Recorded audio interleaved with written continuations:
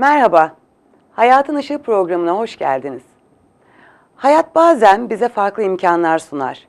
Bazen doğduğumuz yerde değil, bize daha güzel imkanlar sunacağına inandığımız farklı ülkelerde geçiririz hayatımızı.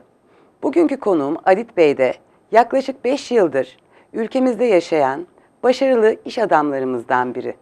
Hoş geldiniz Adit Bey. Teşekkür ederim, hoş geldin. Bize biraz kendinizden bahseder misiniz? Bu Türkiye maceranız nasıl başladı? Ben عربشة konuşuyor başladım. طبعا أنا لما جيت إلى تركيا جيت كإنسان غريب ما أعرف أول مرة أدخل إلى تركيا. كنت قبل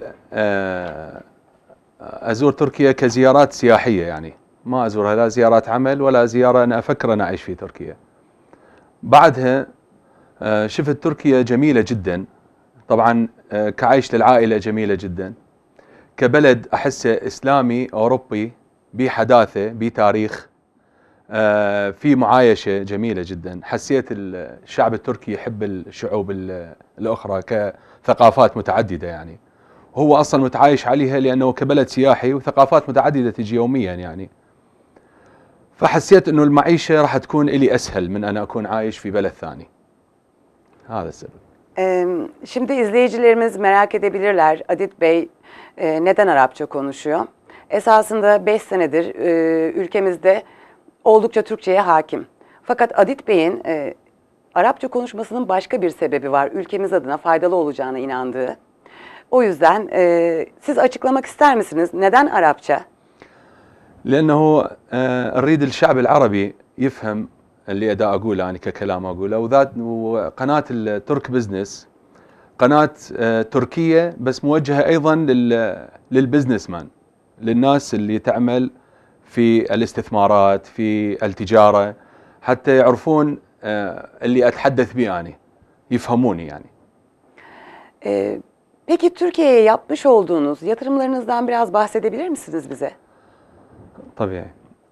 أنا طبعا بديت في تركيا الاستثمارات بالغير منقول يسموه يعني العقارية استثمارات العقارية فكونت علاقات كثيرة طبعا يعني أيضا العلاقات تساعد إلى فتح مجالات كثيرة يمكن أنا ما كنت أفهمها يعني أو ما كنت أقدر أوصلها فكثير من الأصدقاء الأتراك طبعا وجهوني إلى مكانات عديدة للعقارات والأملاك اشتغلنا بالعقارات كبيع وشراء بالبداية بعدين ارتئيت أنه أدخل بالإنشاءات أيضا بالبناء في طريقي إلى تفكيري أنه أوصل إلى البناء أو الإنشاءات تعرفت إلى شركة معينة من الإنشاءات شركة معروفة طبعا شركة محترمة جدا اشتريت من عندهم بناء كامل أنا وشخص أيضا هسه الآن هو شريكي في هذا البناء حتى نعمل فندق 5 نجوم طبعا على البحر بناء متكونة من 15 طابق يعني شفناه أنه استثمار جميل جدا أنه نبدي به كشراكة وإن شاء الله عندنا مشاريع أخرى مستقبلية في بورصة وفي مرمريس يعني الاستثمار في تركيا مجالاته مفتوحة كثيرة يعني نعم. Sizce yabancı yatırımcılar ülkemize hangi alanlarda yatırım yapabilirler?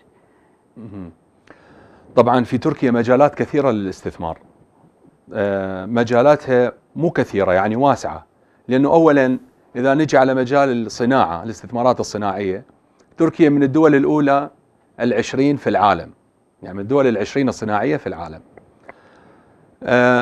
مجالاتها الصناعية كثيرة ما لها عدد وأني أقدر أقول أنه هي هسه قريبا راح تكون من الدول 7 أو 8 بالتعداد هي الآن 14 وإن شاء الله خطط أكو استثمارية كثيرة للدولة راح توصل إلى مراكز متقدمة بالاستثمار يعني نجي إلى خلينا نقول مجالات الغذائية الصناعات الغذائية كثيرة جدا معامل كثيرة جدا فيها مجالات بحيث تركيا الآن نروح لأي بلد عربي نقول هذه صناعة تركية فهذه المفضلة للمواطن العربي يعني يقول أنه أنا نعم تركي أنا أشتريه تركي نظيف تركي جيد تركي كواليتي عالي سعر أيضا مناسب، فنتجه دائما إلى الصناعات التركية كموضوع غذائي. وإذا نروح على الصناعات أيضا الإنشائية، الصناعات الإنشائية كذلك سيراميك، ألمنيوم، زجاج، حتى في البناء. يعني ما في بيت الآن عربي في الوطن العربي كامل ما في شيء تركي. حتى الأمور الصحية، يعني الحمامات، المغاسل، السيراميك، المطابخ، الأثاث.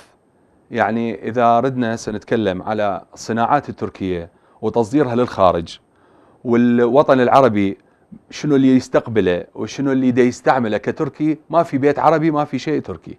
يعني إذا ما في حاجة فهو في أكل تركي. يعني تركيا في جميع المجالات ناجحة طبعا.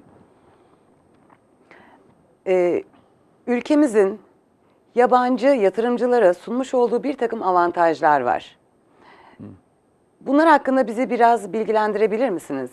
Nedir ülkemizin sunmuş olduğu bu avantajlar yabancı yatırımcılara cazip تمام. gelebilecek? نعم.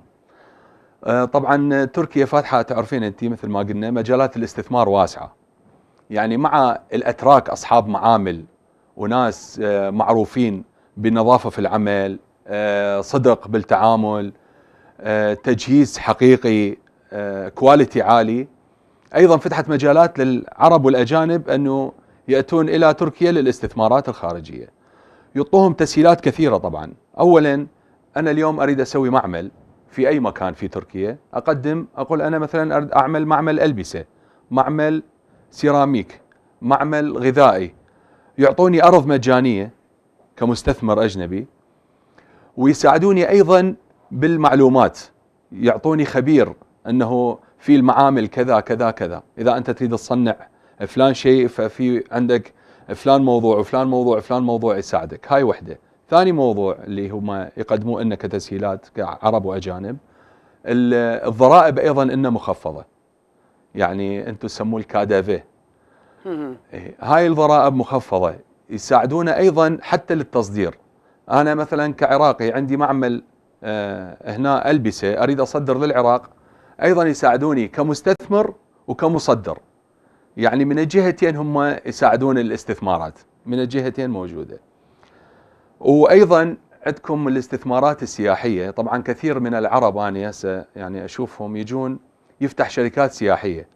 الشركة السياحية أول ما يبدي شركة بسيطة، عنده سيارتين، مكتب، معارف، عنده مكتب في مدينته، خلينا نقول في مصر، في الإمارات، في الكويت، في قطر، في ليبيا، في تونس، يعني أي بلد عربي، أمثلة هي.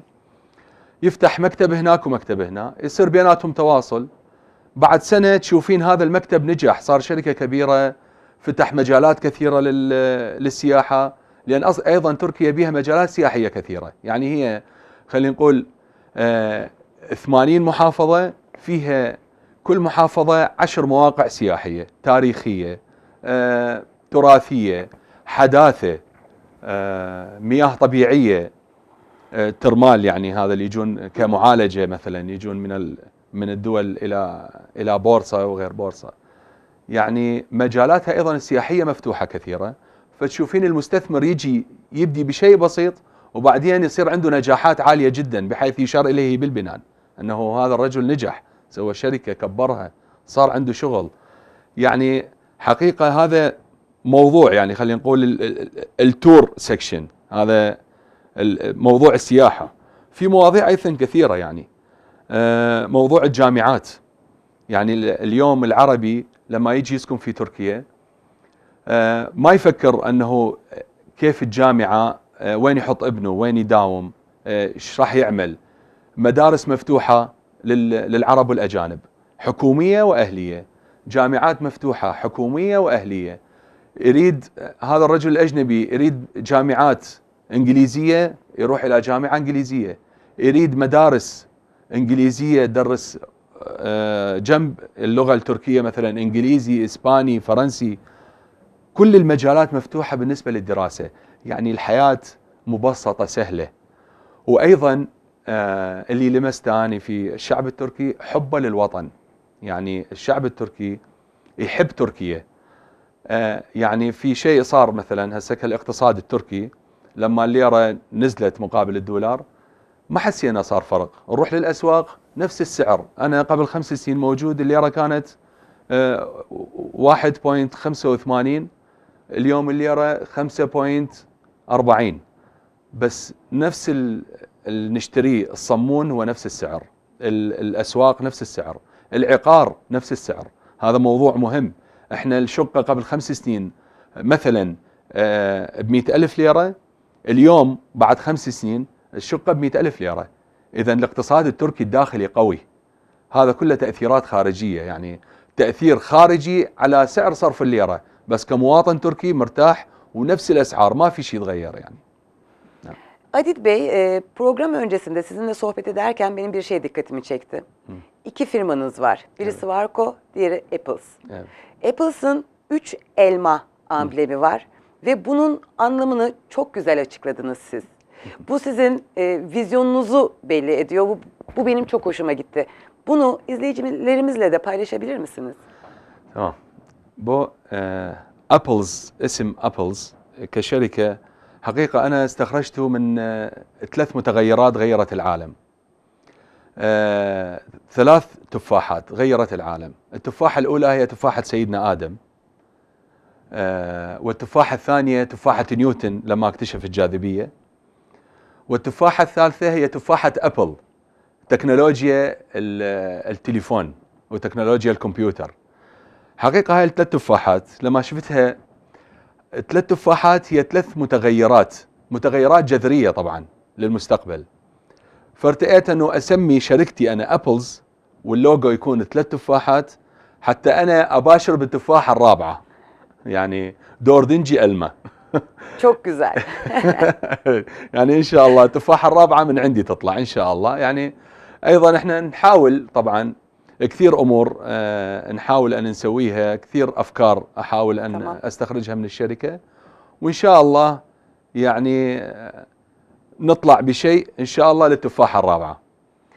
Türkiye'yi nasıl buldunuz Adit Bey? والله تركيا طبعا بلد جميل، يعني قطعة من الجنة. يعني ما استطيع اوصفها بلد طبيعي عادي. طبعا هي موقعها الجغرافي بين 3 بحار، هو بحر مرمرة والبحر الأسود والبحر المتوسط كدولة، وتتخللها طبعا مضيق البسفور، الخليج، يعني عبارة عن مرتسم سبحان الله في هذه الأرض كجنة، جنة يعني جميلة جدا. تركيا جميلة جدا، وحقيقة مناظرها الطبيعية خلابة،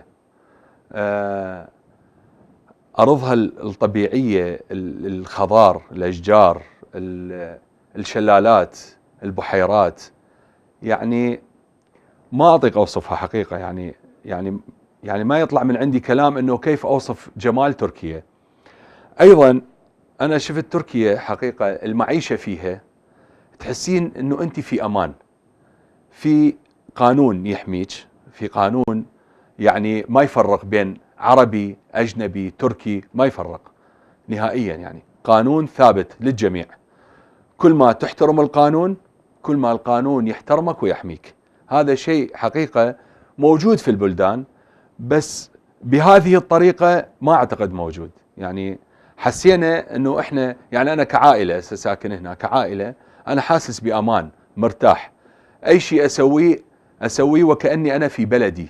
يعني ما أفكر أنه كيف أنا راح أمارس عملي بأي طريقة، وين أروح وبأي مجال، كيف أنا أستثمر أموالي، وين أحط أموالي كبنك بالأموال مثلا.